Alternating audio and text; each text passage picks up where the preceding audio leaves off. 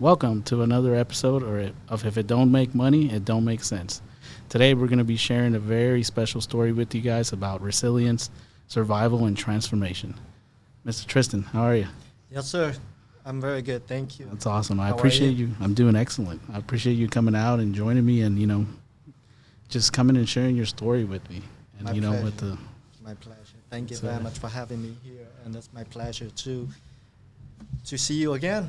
And especially, this is my first time actually doing this in the studio, professional studio, and I'm excited. nice. That's good. Yes, sir. So, yeah, I met you, what was that, a few years ago now? Probably more than 2 years ago. About 2 years. Yeah, we've done a few deals together. Yes. And I gave you pretty good money, right? Oh, yeah. Yeah, I think we both made pretty good money on that one. Sure. Yes. Yes, sir. Yeah, so,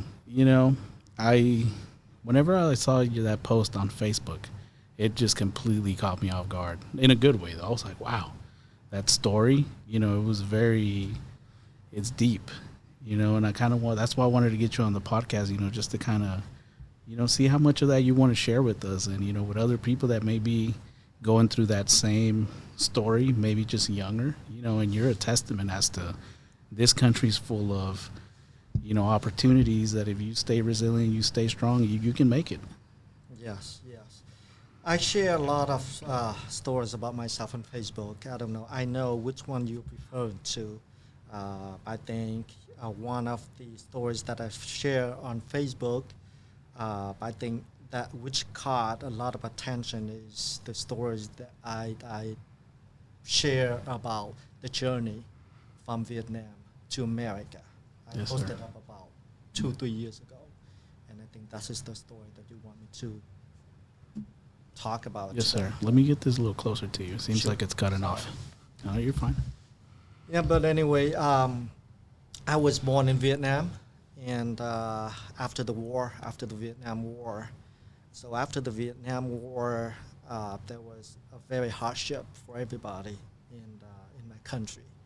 So by the time when I was 15, my parents felt like anywhere else aside from Vietnam would be a much better opportunities for us.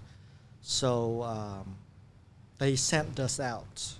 Honestly, they didn't know what would happen, where we would go, what we would end up with, but we know that, again, anywhere else except Vietnam will be a better opportunity for us if we make it.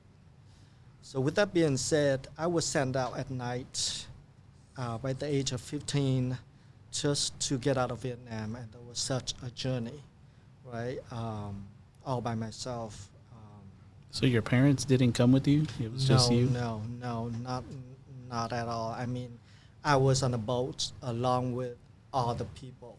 Was there any siblings or any family that came along? One of my brothers.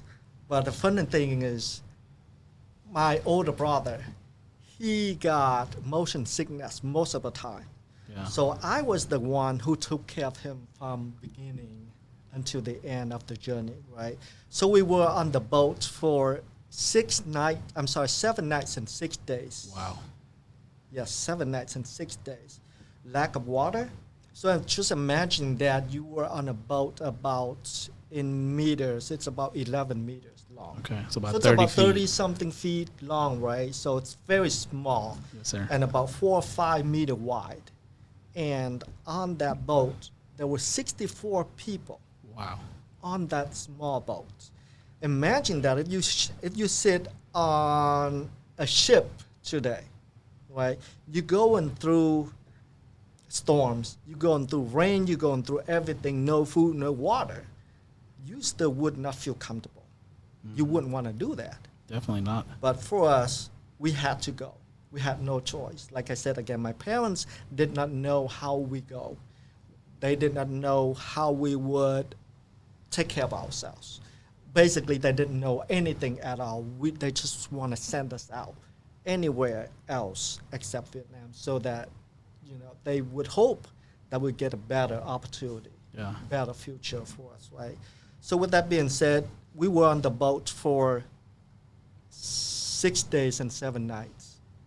We didn't have water. We didn't have food. And a lot of times, a lot of boats that we heard before us got killed by pirates, Thai pirates, because they knew that a lot of people could come out of Vietnam, escape Vietnam. So they're just pretty much waiting for us outside of the Vietnam territory. So essentially, the Thai didn't want you guys to escape. Not the Thai, but you're talking about the Thai pirates. Okay. The Thai government knew that, but they didn't do anything about it. That was too sad about it, right? But a lot of, I've seen when I get to the island refugee camp in 1988, I've talked to personal, my boat did not get, we were lucky not to meet any pirates, but it was still a journey. So when I met some of the boats who were caught by the pirates, some of them, a lot of them got their heads chopped off. Oh, wow. Women got raped, children got killed, and pretty much they took everything.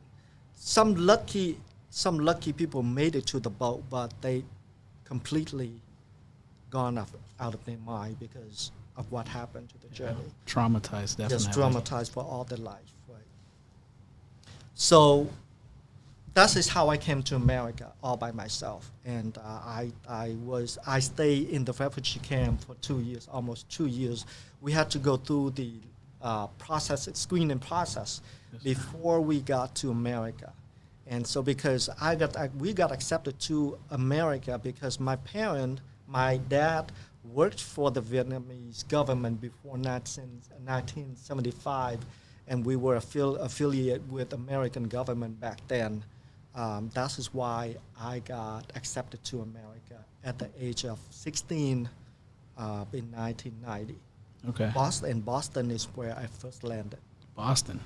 Yes, Boston. Yeah, I was actually born in '89, so a year after that, I was just a baby. A year after that, yes, 1990. So that is how I came to America with, if you can imagine, with nothing at all, with absolutely nothing, just a short, shirt and, no English, nothing at all, no money, no absolutely whatsoever. So we had to survive. We had to find ways to survive, to take care of ourselves. Yeah. And I'm glad that I went through that, right? Because I went through that, I learned a lot of things, how to survive in any condition. Do you feel that a lot of what you experienced set you up for where you are now, like, the mindset-wise at least? Absolutely. Like I said again, because of what I went through, I had to take care of all myself. I went to school all by myself. I go to college all by myself, right? So I was, honestly, at the age of 15 and 16, you don't know much of what you want to do. You have no directions of what you want to do, especially when you have no parents around you, right? My kid now, they are 12 and 13 now, they can't even, put on their clothes. You know what I mean, right? Yeah. So because the parents are there. Uh-huh. Right. So back then, I felt like I did not have anything to fall back on if I fail. Right. Yeah. So I have to survive. I have to build a mentality that I have to do better for myself, or else I'm gonna be, I would be just not winning, not succeeding. I would be a failure. I would not be where I'm at today. That's what I mean. So that's what it takes. Yes. Yeah. So you say you have kids. How many kids do you have? I got 2, but actually one is about 13 and one is about 11 now. Yes. Awesome. Are you teaching them some of the stuff that you're getting into, like investing and all this stuff? Yes, I always do. I always share my experience with them for other projects. Most of the projects that I do, most of the time I talk to them. I told them where I'm investing right now, what I'm doing right now, why I'm doing it. And I got 2 kids, again. One is really into what I'm doing, the younger one.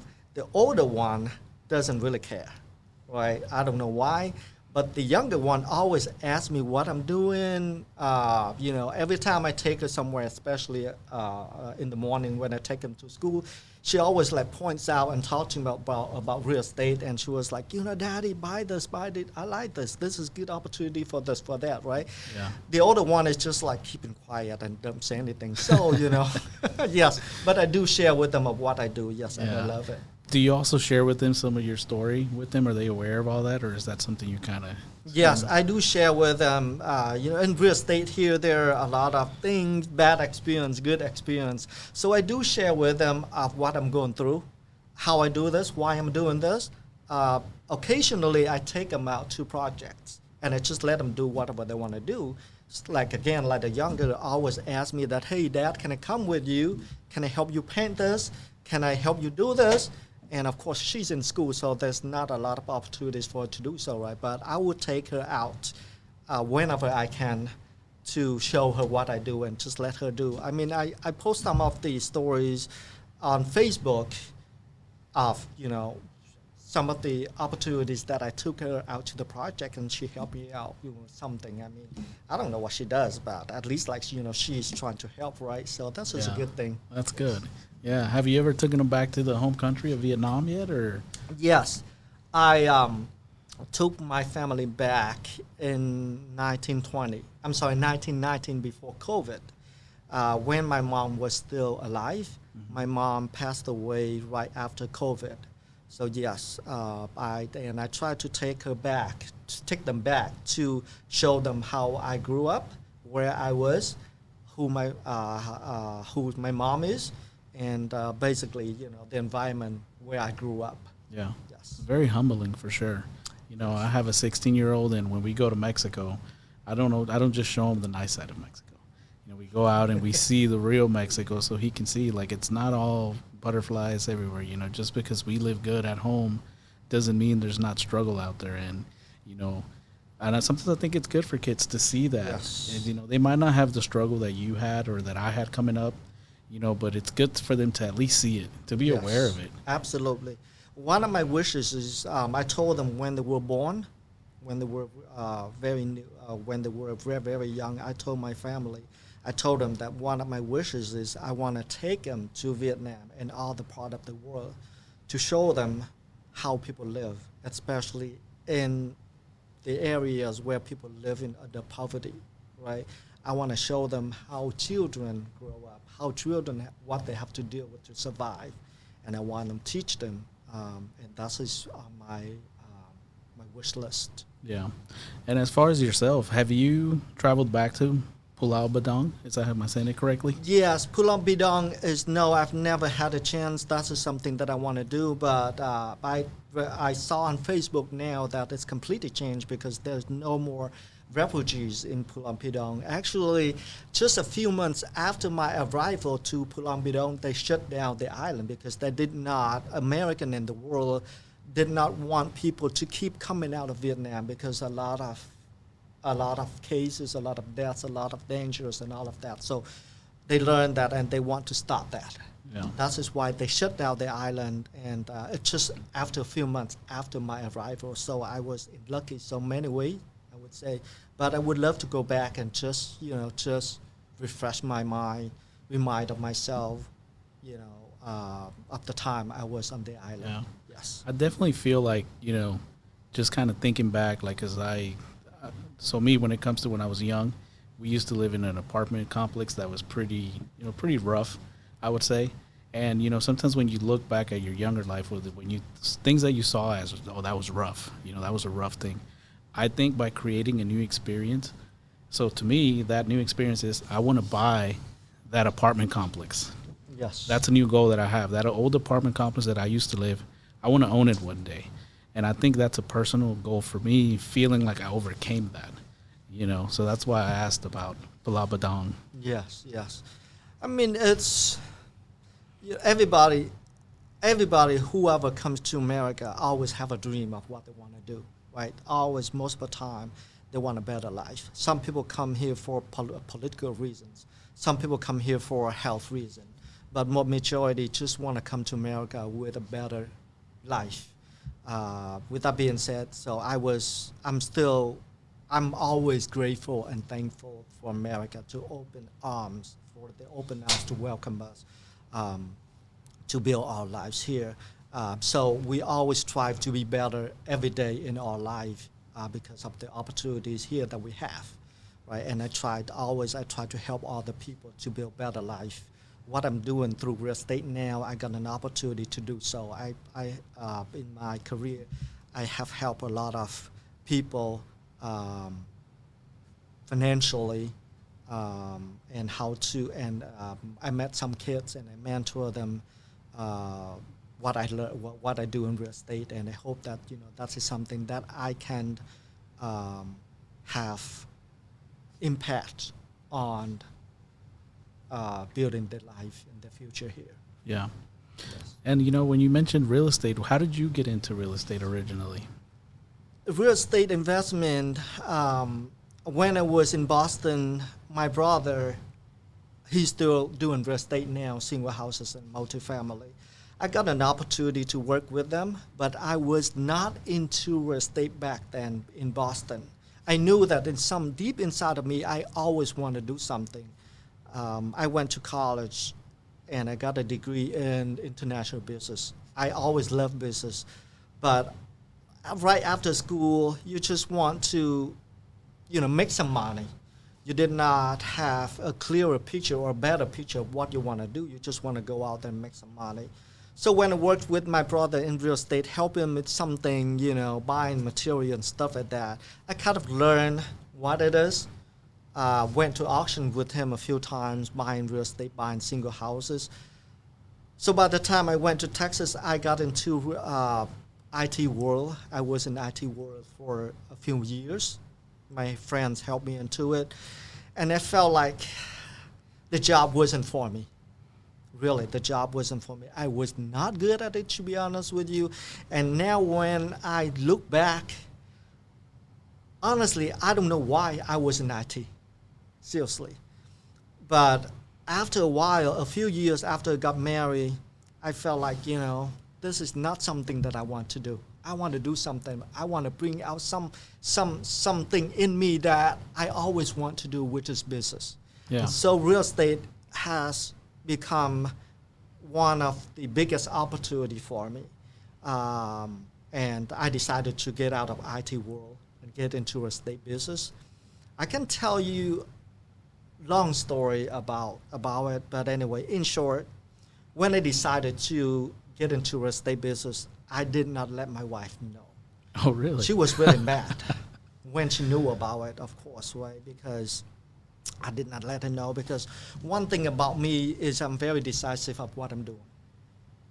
And I felt like if I asked my wife, I did ask her before, she didn't like it because she wanted me to stay where I'm at, or, still do what I'm doing. So I knew that when I asked her, she would say no.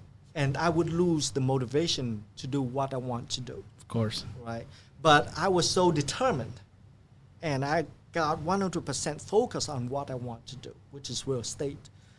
So when I told, after a few weeks, I told her that I left my job. I got out of the IT job and do real estate. She was mad. Oh, I bet. You would imagine that, right? Oh, yeah. She was mad, mad.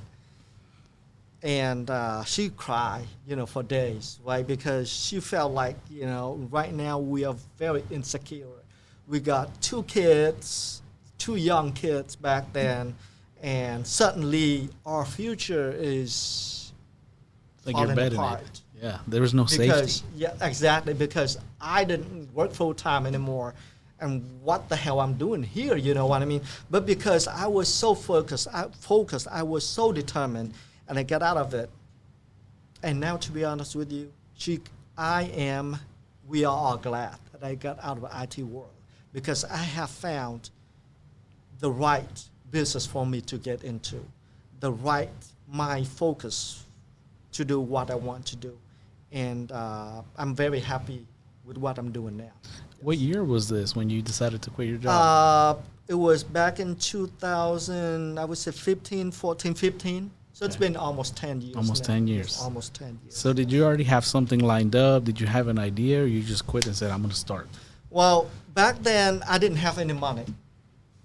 I didn't have any money at all. I was still in IT, working full-time. So I found it was back on a holiday before Christmas. So I started to look something up, Google, finding something of what I want to do, which is real estate. So I look up something on the internet. I found a website. I don't know if it still exists now, which is called hubzoo.com. So I went on. I signed up for hubzoo.com to see what they sent to me. I just want to see what it is, right? So I found a house in Garland. I did not know any condition of the house at all. I just know that that is a house available for auction, right? So it was a few days, 2 or 3 days before Christmas. So I tried to sign up to auction, to bid for that house.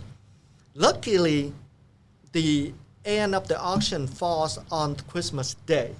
So Christmas Day, nobody want to work. Nobody want to look up anything except, I guess, myself, right? So I bid for it, $85,000, and I won the bid. I didn't have money again. So I told my wife, what I'm going to do. I don't have money. I won the bid. What the hell I'm doing? But I won. But I won. I don't know what the hell I won, but I won, right? So I told my wife, and then my wife was like, okay, let me talk to my brother. So we talked to her brother, my brother-in-law. He loaned me $85,000. And so I was able to come up with the closing costs and everything. So we closed that deal. Here's the story about that house. When I closed the house, because when the house was on auction, you did not have a chance to look how the house is. Yeah, you have as no is. idea. It's all like, boarded up, locked, until you close it and you got the key to get into, right? So when I got to the house to look at it to see what the hell I'm getting into, to what the hell I'm doing, man, I went in there and I saw the house. As soon as I opened the door, I was like, man, what the hell I'm doing here? I saw like the rain, the water is like falling off from the ceiling. Sheetrocks is falling off and everywhere. And you just like, I'm just swimming in a pond. It was that bad. And I didn't have experience about construction work either. Yeah. So a lot of things going on. And now another reason for my wife to get mad at me. So she just keep getting mad at me, right? Yeah. But anyway, so again, like I said, just because I was so determined, I was so passionate about real estate, even though I didn't have experience.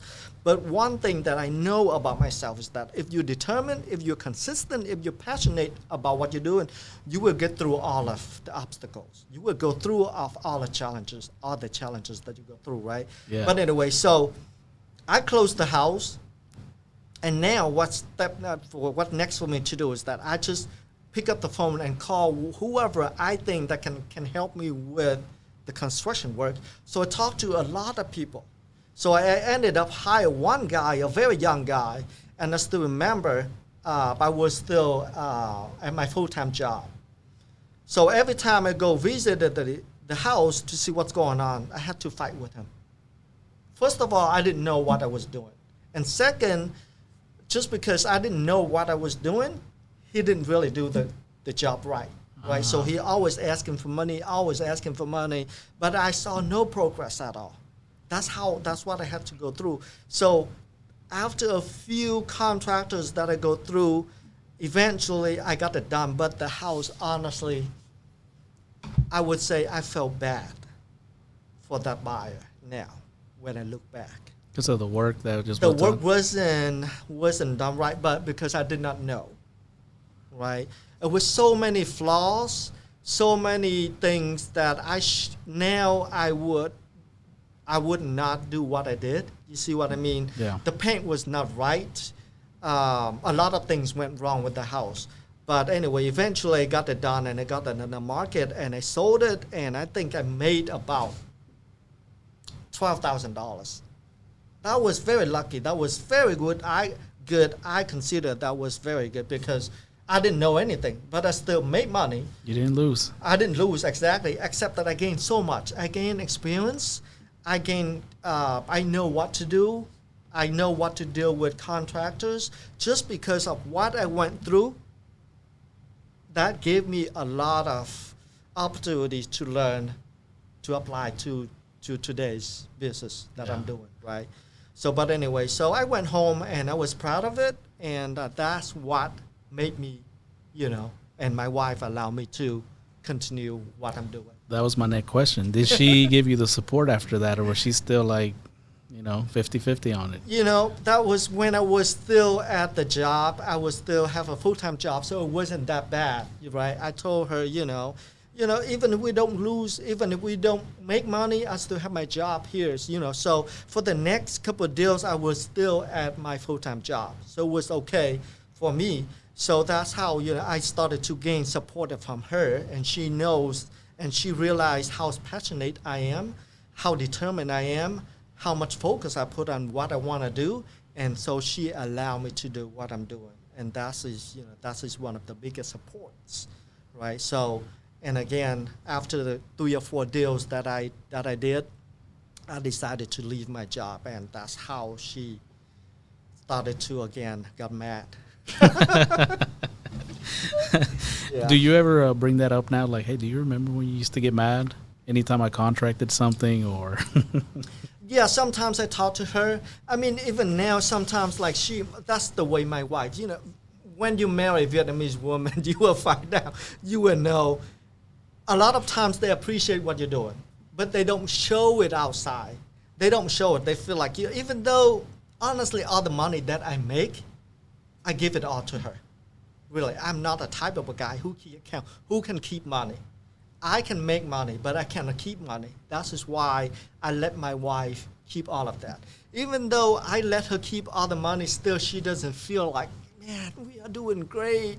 She doesn't show it out. You know what I mean? But I know deeply inside of her, she appreciates what I'm doing. She knows how hardworking I am. So, and that's what it is. So, and I think you mentioned you wanted to move into multifamily, right? Yes, correct. So how does she feel about that? Yes, I'm excited. I got an opportunity to partner up with some of my business partners. Matt is one of my business partners that I knew him through one of the projects that I did for him back then, about 6-7 years ago. He saw me on Facebook when I was still doing construction for other people. So he saw me and he asked me to help him with one of the countertops granite countertop installed for him at one of his rentals. So I went over there, I got it installed for him, and he liked the way that I did the work for him. And we talked. So we met at the Starbucks about 2-3 years ago, and I told him what I want to do, and I told him what value that I can bring to him if we can work together. So it came an opportunity down in Arlington that we closed more than a year ago. It's a small multifamily deal that I'm in with him, with Matt, Chris, and Mike. 18 units that we just complete, and my crew handled the construction work. It's a very different opportunity. It's a very different challenge. It's a different experience that I'm dealing with in multifamily and single houses, because single houses just pretty much like, because I got my full-time guys working for me, so I make my own decision. I do whatever I want to do. I can paint it blue, I can paint it white, I can paint it pink, right? Whatever I want to do, I make my own decisions. But when you work with the other people in bigger deals, there is guidelines that you have to follow through, and you have to do what we mutually agree. You see what I mean? But I learned a lot, and from working with them, and we are looking to we just present another offer on another multifamily in Garland, and we are waiting for the seller to come back. I'm excited. Yeah, that's definitely a new journey, a new chapter to your Yes. story. Yeah. Yes. And besides that, I think I told you I got land out there in Hunt County that I am planning to build RV park. Because for me, I always want to have new challenges. See what I mean? Because a lot of times I feel like it's things when you do every day, it becomes boring. It becomes not so exciting much anymore. I agree. So I want to do something that challenges me, that outside of my comfort zone. So I decided to buy a piece of land out in Hunt County that has a house on it. So the house is fixed up now. I'm going to rent out that house. It has 8 acres, and the house is right in the middle of the land. And what I plan to do is that I'm going to build an RV park around the house. And we are working with a few developers and contractors and the city, county to work on it now. Yeah. And I'm excited. Yeah, working with the city, huh? How does The county, actually, the county, yes, because it's when you haven't done something that you want to do, there are a lot of things that for you to ask, and for me to be in real estate, the first thing I always think of the city. So the first thing I came out was, I talked to the city. I just, hey, I want to do this, I want to do that, blah blah blah. So, but we dig into it. And they told me that this is not the city. You have to go and talk to the county because it's off city limit. So I've been dealing with the county level now for the RV park, yes. Yeah, it's definitely a whole different game, especially if you got a well or if you need to put septic in. Yes. Get into a whole different ballpark compared to like, city sewer. Or, correct. Yes. Especially the off city limit. You are right. Septic is one of the biggest challenges, right? Because it involves environmental health, environment, and your neighbor and everything. So I want to make sure that it's done right, and it's done professionally, and it's all, approval by the county. Yeah. Yes, and it costs a lot of money. Oh yeah, they want their cut. Yes, yes. So how many properties are you up to now? Is that something you're comfortable sharing? Yes, right now I own about 22 rentals, single family, and I'm still flipping and I'm still buying and hold, meaning that I have rentals, I'm still buying rentals, and I'm still flipping. Right now I have 3 or 4 flip projects that I'm working on right now, along with all the rentals that I'm doing, and I'm still buying more. Yeah. What is something you would share, with our listeners, something that to look out for when they're buying their first flip? Like you mentioned, a lot of things you didn't know that you learned the hard way. What is something that you can, share with somebody that may be in that first one? So I talk to a lot of people. A lot of folks come to me and ask for advice, how they want to get into this, what do they need to prepare. I mean, for me to prepare to be where I'm at today is the determination, consistency, and you have to have a passion to do it. If you have a passion for it, then you will get through everything. Trust me, I've done it, and I'm sure you can. So if real estate is not something that you want to do, I would not recommend you to get into it.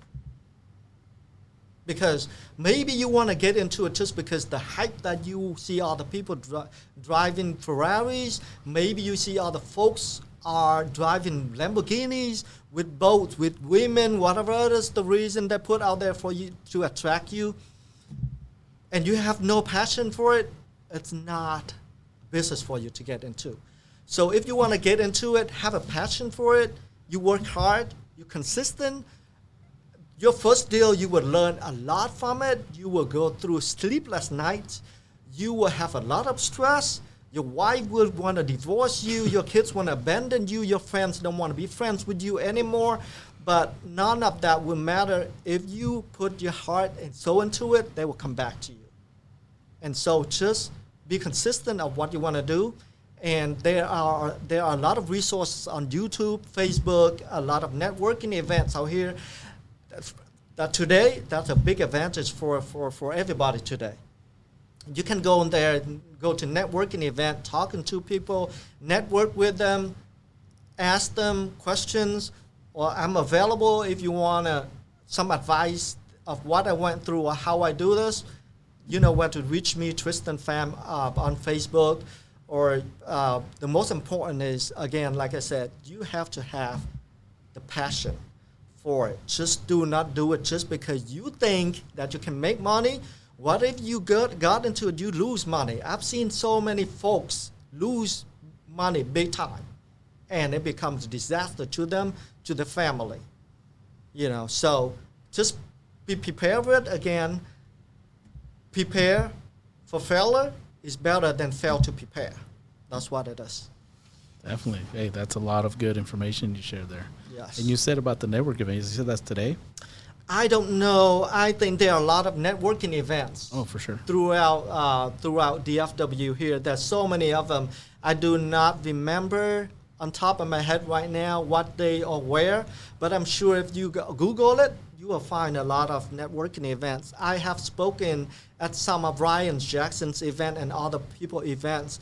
Probably I would do another one. Probably I want to teach people how to flip and how to buy in rentals. I do not have any specific schedule or what I want to do yet, but just because a lot of people are asking me, so I would think about it and will do it. And when I do it, it's all free, and it's not something like, it's not some other events like you go through that during the event or after the event, they will ask you to sign up for something or buy subscription or whatever it is, or mentorship. I do not do that. I just want to do that because I want to share with the people, with newbies who want to get into real estate, and for nothing to gain from me except to get to know you and to help you. Yeah, I like that. It's like the more you give, the more you receive. Yes, because again, like I said, you asked me a question in the beginning, how I went to America. I came here with nothing, with just a short and a ripped shirt, right? And I realized that how important it is for a lot of people that they struggle through what they want to do now. A lot of people want to get into real estate, but they don't know how. They got their family to feed, especially in this economy here. You know, the economy is down. A lot of people losing their job. So I hope that what I'm doing, and especially the event that I don't know the specific date yet, but I hope it's an opportunity for people to come and learn, and I can help them with something, you know, to make their life, their family better. And that's all I want to achieve. That's amazing, you know, and sometimes when people are just starting, all they need is somebody to support them. Exactly. You know, yes. just somebody that they can say, I can call Tristan and he'll answer that's all they need sometimes. Yes, you know, a little correct. push. Yes, correct. I've been receiving a lot of text messages, a lot of Facebook messages, a lot of phone calls and stuff lately. Sorry if I do not have time to respond to each and every one of you. But if you get a hold of me, one thing that I think I made a post on Facebook, that if I do not know you and if you want to get a hold of me, at least introduce yourself, how I can help you, how we meet or how we met, or what do you need help with, so that I can narrow down how I can answer you the best, because I cannot answer you just, hey, Tristan, I don't know what to do. Yeah. I'm not going to go back and say, hey, Jason, hey, Joe Smoke. It doesn't help. Yeah. So if you talk to anybody at all, you know, at least you let them know what you want to do. At least, like, hey, Tristan, I'm looking at this house here, and what do you think about it? At least let me know what it is, what you want to do, what your goal is, how you want to do it, what kind of help do you want to do, or say, hey, Tristan, I want to partner up with you. You know, at least give me some details so that I can help you or cooperate with you better, you know, to see where we can work together. Yeah, yeah. I know you stay busy. Yes. Yes, sir. Yeah, and what are some of your future goals? What is something you have, you know, that you're either working on or you're hoping to get to? Yes, my one of the goals that I want to do in 4 years today, actually, I set it up for me last year. And so this is after my first year. So it's 4 more years for me. I want to get out of what I'm doing, and I want to become a hard money lender, per se, or a coach, a real estate coach. That's what I want to do, because a lot of people come to me and ask for advice about how I do it. So I feel like right now I do not have a lot of time to do it right now, because I'm very busy with other projects. I'm always working on multiple projects at the same time. Most of the time I'm on the road traveling here and there. So I do not have time to sit down one-on-one to help. But that is why I was like, okay, 5 years from now, that is what I want to do. I want to dedicate my full time to coach people if they want to get into real estate and share with them my experience, and hope to help a lot of folks to get into real estate. Awesome. That's a good goal. I like that. Yes. I might need you for some hard money. Anytime, not now. Maybe I need some money from you, but yes, some years from now, let's talk. Definitely. I'll keep that in mind. Yes. I'll pencil you in, hard money lender. Yes. And so it's talking about hard money. Is that what you used to get started, other than your brother-in-law with that other deal? Most of the time I pay cash for my deals, because the deals, most of the time, that this is how I started out in construction, in real estate business. I started out flipping houses, and also I do construction work. I get, the best guys out there to work with me. And so I work with them, and I help other investors with construction work. So I make money to fund my deals and the rehab costs. That helped me a lot. And so most of the time I pay cash for my deals.